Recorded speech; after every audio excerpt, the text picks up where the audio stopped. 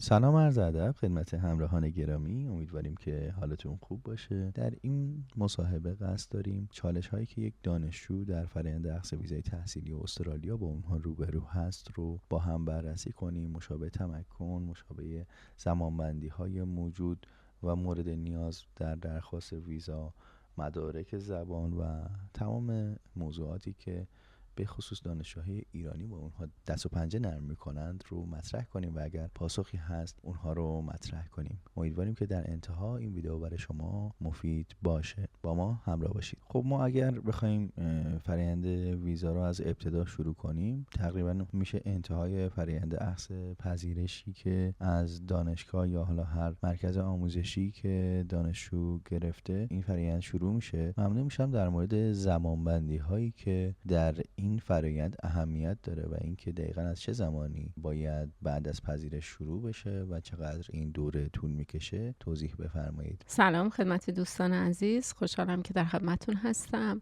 راجع به زمانبندی پروسه ویزا بعد از اینکه پذیرش دانشجو اومد و ثبت نامش رو انجام داد، بعد از پرداخت شهریه و نامه ثبت نام رو دریافت کرد، باید دانشجو توجه کنه که شروع ترمش مثلا ترم اول که فوریه میشه و ترم دومشون جولای هست، 3 ماه قبل از شروع ترم بهترین زمان هست که شما پرونده ویزاتون رو به سفارت لاج کنید.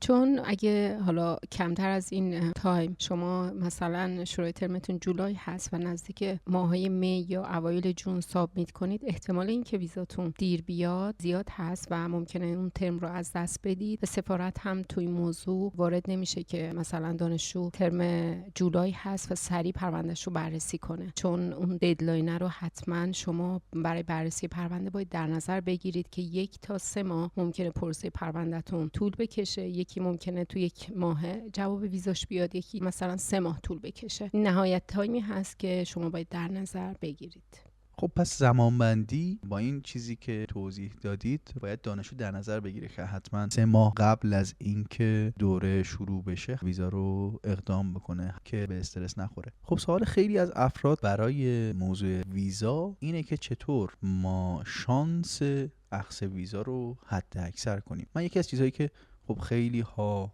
دغدغه‌شونه اینه که چه دوره‌ای میتونه ریسک ویزا رو ببره بالا. قبل از اینکه وارد جزئیات بقیه موارد بشیم ممنون میشم این رو به ما توضیح بدید. دوره‌های دانشگاهی یا کالج یا متوسطه؟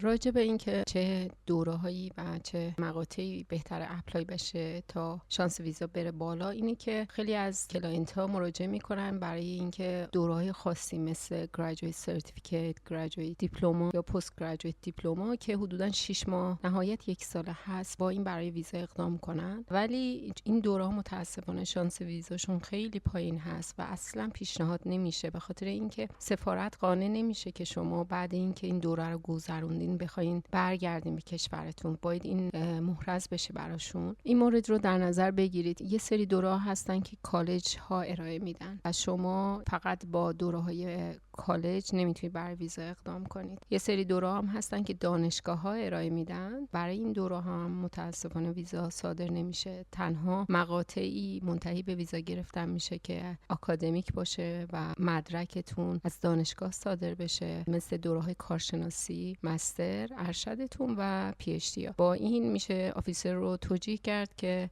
هدفتون با هدف تحصیلی شما برای ویزا اقدام کردید و احتمال ویزا گرفتنتون با این اقدام بالاتر بره. به این شکلی که الان توضیح دادید یعنی اینکه ما دنبال کالج و دوره‌های کوتاه مدت و اینها نریم.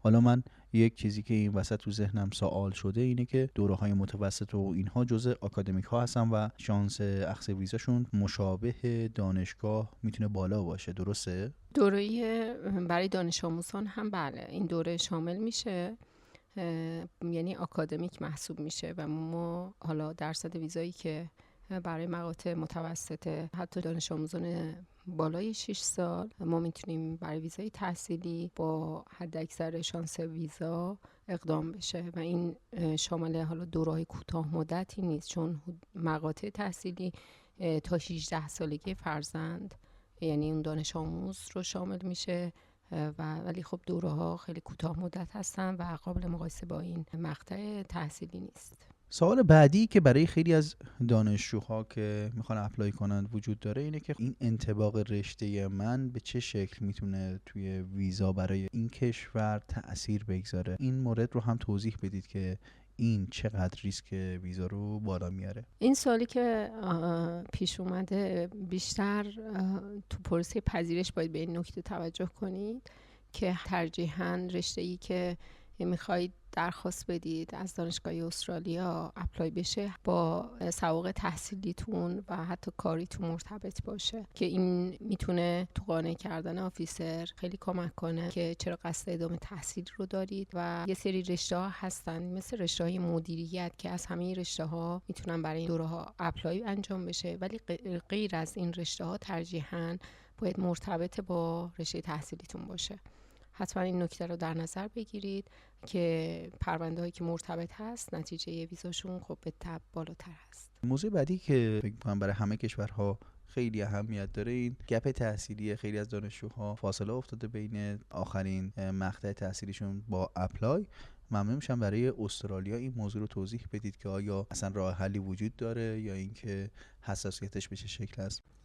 راجع به گپ تحصیلی تو رزومتون این نکته رو توجه کنید که هیچ دوره بیکاری نباید تو رزومه ذکر شده باشه. بعد از تحصیلتون هر کاری که شروع کردین حتما با جزئیات حتی روز، ماه و سالش رو ذکر کنید که جز مثلا یه سری کار میکنن، یه سری دوره گذروندن، یه سری رو مقالهشون کار کردن. حتما این دوره ها با جزئیات کامل بیاد که نشون بده که شما دوره‌ای نبوده که تو رزومه تحصیلیتون این اکتیو بوده باشین. و حتما به این موضوع توجه کنید که هر فعالیتی و هر موردی که تو رزومه عنوان بشه بهتره که سندش هم ارائه بشه، چه مقاله نوشتن چه سوابق کاریتون، که بهتر سندش هم دلیل بر خب انجام این فعالیت ارائه بشه. خب یکی از مسئله های اساسی دانشجوهای ایرانی مدرک زبان هست. ممنون میشم در مورد ریکوایرمنت های مدرک زبان توضیح بدید که چه چیزهایی نیاز هست که بتونه دانشجو شانس اخذ ویزاشو در این مورد ببره بالا. راجع به ریکوایرمنت زبان توجه کنید که حتما پذیرشی که از دانشگاه میگیرید به صورت فول آفر ارائه بشه. یعنی این ریکوایرمنتی که دانشگاهتون میخواد، مثلا آیلتس 6.5 میخواد با ایچ اسکیل 6، حتما نمره رو شما کسب کنید که اینجوری شانس ویزاتون بالا میره. چون دانشجویانی که برای استرالیا اقدام میکنن اگه نیم نمره حالا دوره مدرک زبانشون کم باشه میتونن برای دوره زبان درخواست بدن، ولی این دوره تو مدارکشون نباشه شانس ویزاشون ممکنه بالا بره. و توجه کنید فقط 10 هفته دوره زبان بهتره که اگه بخواین با نمره زبان مثلا یک نیم نمره کم پرونده بره سفارت، پروندهتون رو لاج کنید. در غیر این صورت 20 هفته 25 هفته شانس ویزاتون رو پایین میاره و ممکنه پروندهتون به ویزا منجر نشه. موضوع بعدی که اهمیت داره تمکن مالی و نحوه ارائه و بانک هایی که مورد قبول سفارت استرالیا هست رو ممنون میشم توضیح بدید. یکی از موضوعات مهم و خیلی اساسی ارائه مدارک مالی و تمکن مالی به سفارت استرالیا هست. به اندازه هزینه 1 سال زندگی و تحصیلتون این تمکن باید ارائه بشه. خانواده درجه 1 و 2 میتونن اسپانسرتون بشن. حساب هم میتونه به عنوان حساب به اسم خودتون ارائه بشه. به ترجیحاً به این نکته توجه کنید که حساب ها از بانک های خصوصی ایران ارائه بشه که شانس ویزاتون بالا بره. حتما اگه سندی ملکی به اسم خودتون هست یا پدر مادر و خانواده درجه 2 ارائه بشه که اون فاینانشیال تایزی که میتونه برگشتتون رو حتی نشون بده، شانستون رو برای اخذ ویزا با این مورد میتونید افزایش بدید. خب سوال بعدی که وجود داره اینه که چه نامه هایی رو ما نگارش میکنیم برای اینکه توضیح بدیم برمیگردیم یا اینکه شرایط تحصیلی و اهدافمون به چه شکل هست. برای خیلی از کشورها این با نام استادی پلن یا انگیزه نامه ارائه میشه. ممنون میشم برای استرالیا رو توضیح بدید. در مورد نامه‌ای که نیاز هست که تو اپلیکیشن ویزاتون به عنوان یکی از مدارک اصلی ارائه بشه، نامه GS هست که اخیراً به این نام عنوان شده که حتماً یه سری مسائل و موارد باید تو این نامه جواب داده بشه، مثل اینکه شرایط کشورتون به چه صورته، چرا استرالیا رو شما انتخاب کردید، چرا این رشته رو، و اینکه بعد از فارغ التحصیلی با اتمام این مقطع چه کمکی به کارتون یا حتی هدفتون خواهد کرد. باید این موارد گنجونده بشه و حتی موارد مالی هم بهتر توضیح داده بشه. این نکات رو باید در نظر بگیرید که نگارش این نامه خیلی مهم هست. ترجیحاً با کسایی که تخصص نوشتن این نامه رو دارن حتما مشاوره بگیرید که خدای نکرده یک مواردی یا یه موضوعاتی ذکر نشه که منجر به ردیه حتی پرونده‌تون بشه. موضوع بعدی که اهمیت داره برای خیلی از دانشجوها اینه که شرایط سنی برای مقاطع مختلف به چه شکل هست، اینکه افراد با هر سنی میتونن این درخواست رو بدن و شانس ویزاشون به چه شکل تغییر میکنه. راجع به محدودیت سنی که برای هر کدوم از مقاطع باید بهش توجه داشت، اینکه کارشناسی‌ها تا نهایت 24 سال سن میتونن برای این مقطع اقدام کنن و با اون برای ویزا به تبع درخواست داده بشه. برای مقاطع ارشد نهایت دیگه تا به خاطر اون قانونی که برای گریجویت ویزای بعدش گذاشتن نهایت تا 35 سالگی دانشجو میتونه، و برای PhD ها هم حدوداً دیگه از 35 تا نهایت 39-40 سالگی امکانه این که ویزا گرفتنشون موفقیت آمیز باشه بهتره که اقدام بشه.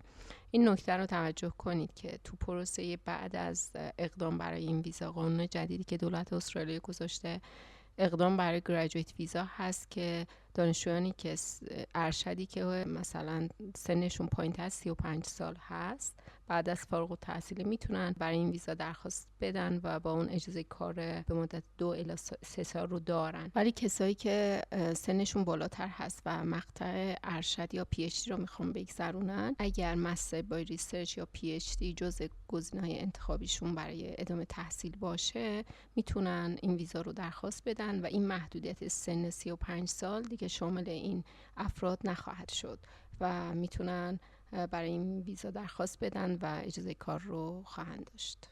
ممنونم از توضیحاتتون. در مورد این که افراد تنها بخوان اپلای کنن و برای ویزا اقدام کنن یا به صورت زوج یا اینکه به صورت خانواده، در این مورد هم توضیح بدید که این شانس رو چقدر متفاوت میکنه.